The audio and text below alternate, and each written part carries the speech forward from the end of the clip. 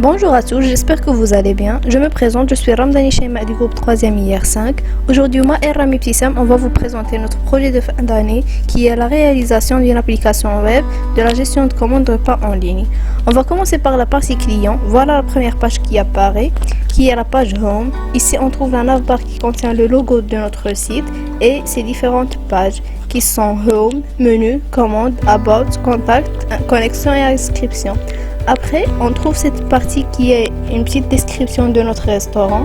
Ensuite, ça c'est un petit flash de ce qui contient notre menu, qui sont les fast-food, le healthy food et les boissons. Et enfin, on trouve les avis de nos clients. En bas de la page, il y a le footer qui contient les informations personnelles de nos restaurants, l'horaire du travail et une petite galerie.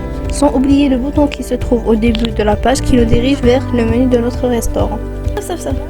Voilà dans laquelle il y a chaque plat avec sa photo, sa description et son prix. En premier lieu, on trouve le fast-food, après on passe au healthy food et enfin on a les boissons. Après on passe à la page commande. Dans cette page où le client peut effectuer sa commande en remplissant ce formulaire qui contient le nom, le numéro de téléphone, les différents plats qu'il veut commander et son adresse. En faisant maintenant un test. En cliquant sur le bouton commander, un message flash va afficher. Voilà le message flash. On trouve aussi la localisation de nos 3 restaurants, nos numéros de téléphone et l'horaire de travail. Et on passe maintenant à la page About où on trouve cette petite description et nos chefs en bas de la page.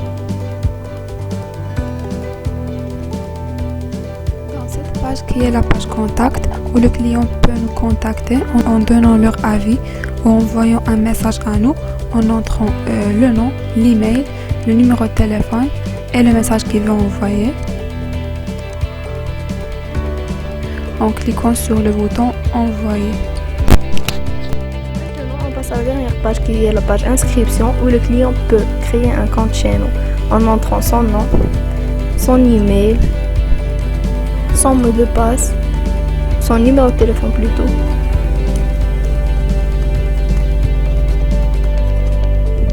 Son mot de passe et il confirme son mot de passe. Si le client n'entre pas de mots de passe qui sont identiques, un message d'erreur sera envoyé. Quand j'ai entré un email qui est déjà utilisé ou qui existe déjà dans notre base de données ou un mot de passe qui est moins de 8 caractères, ces 2 messages sont envoyés, qui est le mail que vous avez indiqué déjà utilisé et vous avez tapé moins de 8 caractères. On passe à la partie admin. Pour que la page d'administration s'affiche, notre administrateur doit se connecter. Et cette page va s'afficher. La première page qui s'affiche, c'est le dashboard, où on trouve la navbar qui contient le dashboard, les plats, les commandes, les livreurs, les messages. Et à droite, on trouve voir le site qui va nous diriger vers le site qui s'affiche au client et des connexions. On commence par le dashboard où on trouve le nombre d'utilisateurs, on peut dire des clients, les plats, les commandes, les livreurs et les messages reçus. En bas du dashboard, on trouve les statistiques des commandes. On a effectué ce dashboard avec le langage TQL. On passe maintenant au plat.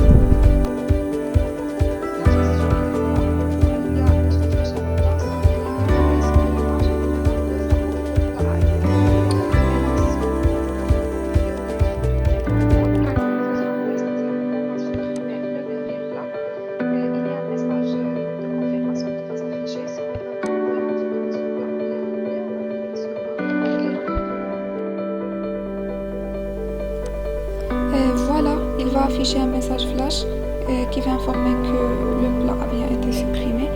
Donc en essayant de modifier un autre plat. Voilà, avec ce formulaire-là, on peut le modifier en modifiant le titre ou bien l'image ou bien le prix de ce plat-là. On Passons maintenant, et on enregistre les modifications. Passons maintenant à la page commande. À la page de la gestion des commandes, il y a la date de chaque commande, le nombre de plats commandés pour chaque commande, le nom du client qui a commandé les plats, l'adresse, numéro de téléphone, le montant pour la commande et des prix des plats commandés.